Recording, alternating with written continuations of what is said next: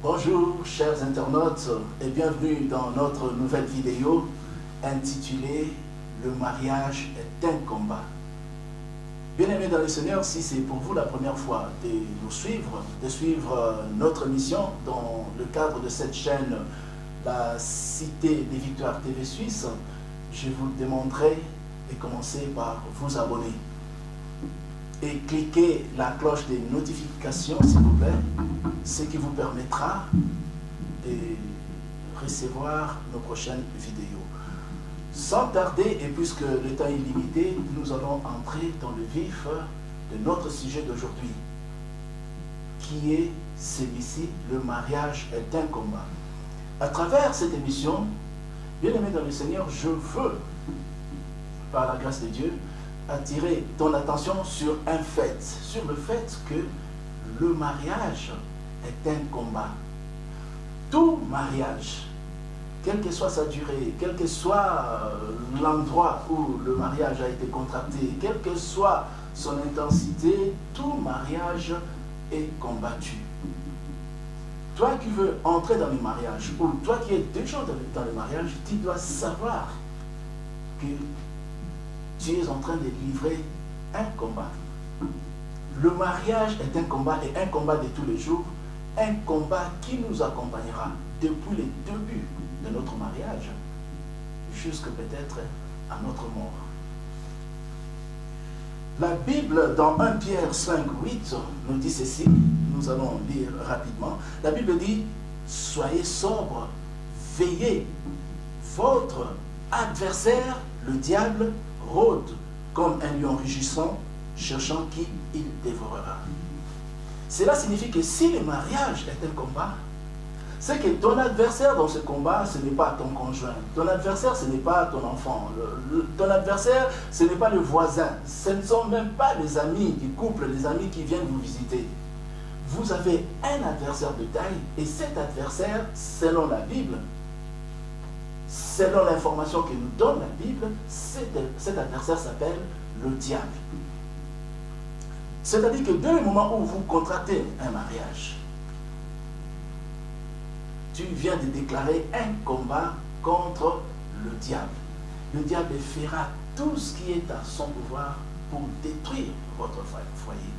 Et le diable, comme le diable est esprit, comme le diable on ne le voit pas, le diable ne viendra pas dans votre mariage en tant que diable pour vous dire: voilà, moi le diable, je suis venu pour combattre le mariage. Non, le diable qui est esprit entrera peut-être dans votre mari, entrera peut-être dans votre enfant, entrera peut-être, s'incarnera peut-être dans un voisin, peut-être dans un ami, peut-être dans un membre de famille. Le diable prendra une forme physique pour vous attaquer.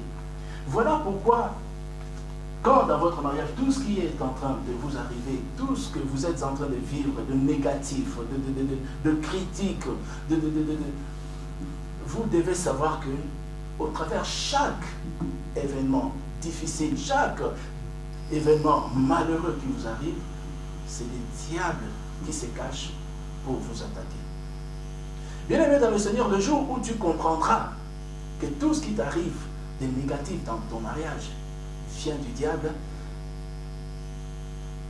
tu as fait un pas vers la victoire. Parce que le plus souvent, qu'est-ce que le diable cherchera à faire? C'est que le diable, tout en vous attaquant, cherchera à faire en sorte que tu te trompes d'adversaire.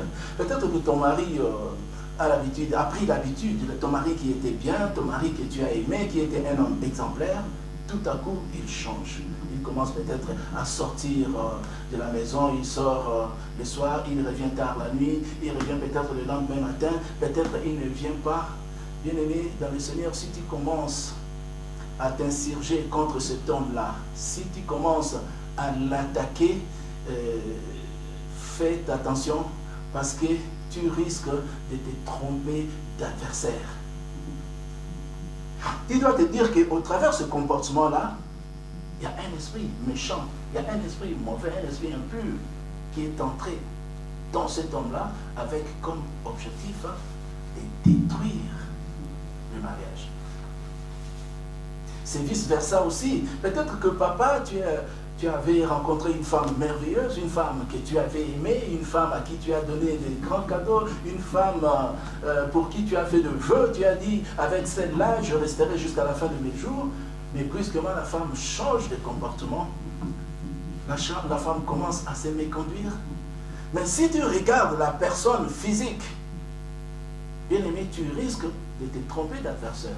Parce que le plus souvent, l'adversaire, ce n'est pas celui que nous voyons, mais l'adversaire, c'est l'esprit mauvais, l'esprit impur qui s'est incarné dans cet homme-là, dans cette femme-là. Le jour où tu le comprendras, bien aimé, tu es en train de cheminer déjà vers la victoire. Si tu ne le comprends pas, si tu ne le prends pas ainsi, parce qu'il y a beaucoup de personnes qui ne font que condamner le conjoint. Oh, il a fait ceci, il a dit ceci, il est parti là-bas, il ne fait que condamner le conjoint.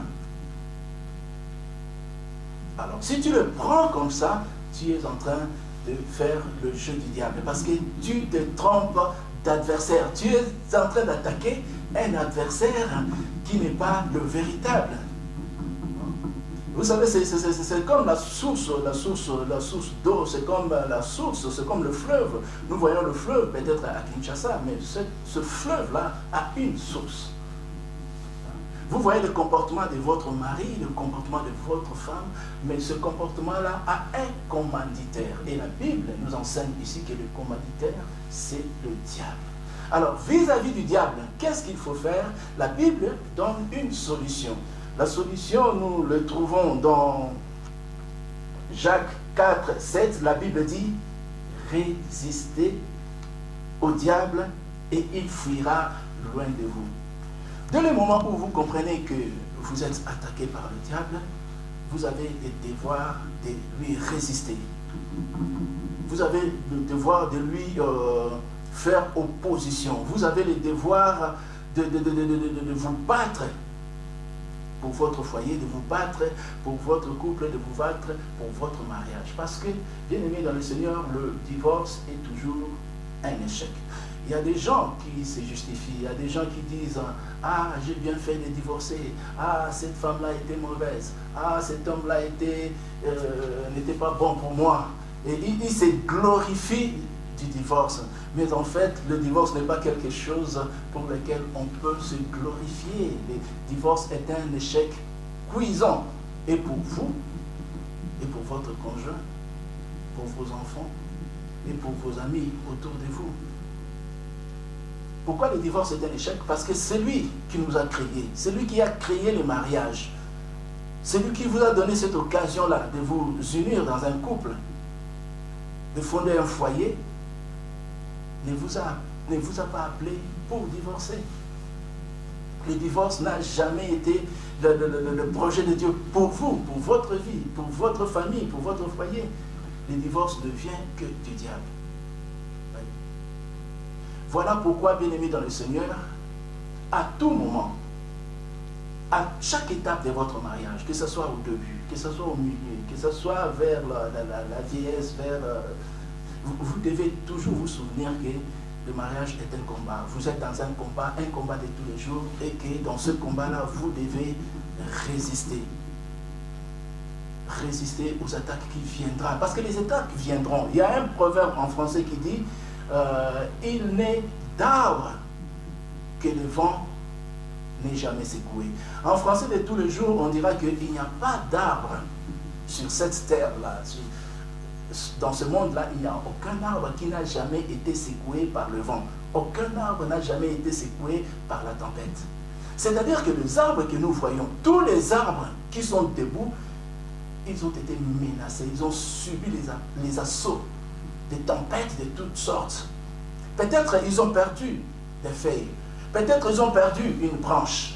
Peut-être ils ont ployé, ils étaient prêts à tomber, mais tellement ils ont résisté, ils sont encore debout. Si vous allez voir la forêt, vous trouverez beaucoup d'arbres. Ce sont des arbres qui ont été secoués par les vents et qui ont été résistés. Alors la question que moi je vous pose, la question pour terminer cette session d'aujourd'hui, de quel groupe veux-tu faire partie? Veux-tu faire partie de ces arbres qui ont été secoués par les vents, qui se sont cassés et qui sont tombés? Veux-tu faire partie de ce groupe de gens qui sont entrés dans un mariage, tambour battant, qui sont entrés dans des limousines, qui ont sablé le champagne et qui ont fini par divorcer avec fracas? Ou voulez-vous tout simplement être du groupe de ceux qui, malgré les vents, ont résisté? Malgré la tempête, les feuilles sont tombées, les branches se sont cassées, mais l'arbre a tenu debout. Veux-tu faire partie de ce groupe, de ceux qui, avec Jésus-Christ, sont décidés de tenir? Que ça vente, que ça pleuve, que ça neige, ils sont là, en s'appuyant sur le nom de Jésus. À vous de choisir. Que le Seigneur vous bénisse. Rendez-vous à notre prochaine vidéo pour un autre thème. Merci beaucoup.